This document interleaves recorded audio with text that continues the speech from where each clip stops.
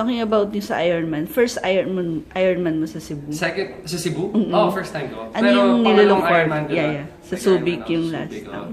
Ano yung nilook forward mo sa Sunday? Basta hindi ako ma-disqualify, okay na ako. May mga celebrities yung kasama doon. Marami po actually sa Cebu. Sino Mateo, Cherry nandun, sino Jake, Kim. Si Kim tatakbo ng 20. Kasi relay kami. Kami tatlo Relay. ni Jake eh. So, iba-ibang teams kami. Kami ni Jake magbabike. Si Kim ang tatakbo ng 21K. So, Nice. yes. It's nakakatuwa kasi hindi lang yung napapanood kami sa TV, sa Ikaw Lang Iibigin na nagtatriathlon. Talagang every Ginagawa. weekend, pag may mga races, nandun kami. Ano ang joy na nakukuha mo doon sa high sa triathlon? Ay, hindi ko po ma-explain eh. Iba po yung...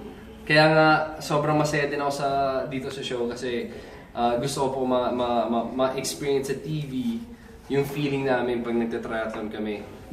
Hindi po siya biro na sport at talagang dedikasyon ang kailangan mong ibigay.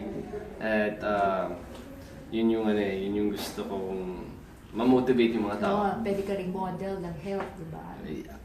Oo, pwedeng model. Example. Hindi, good health talaga. Role model si B. Opo. So, Tsaka diet.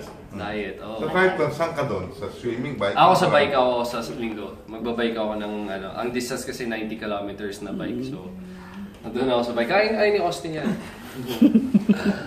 Okay. Yung bike mo ginagamit mo o... Opo, yung bike ko nandyan sa baba. Nagbike ako ng kanina bago pumunta dito. Kasi galing ako Toronto for ASAP.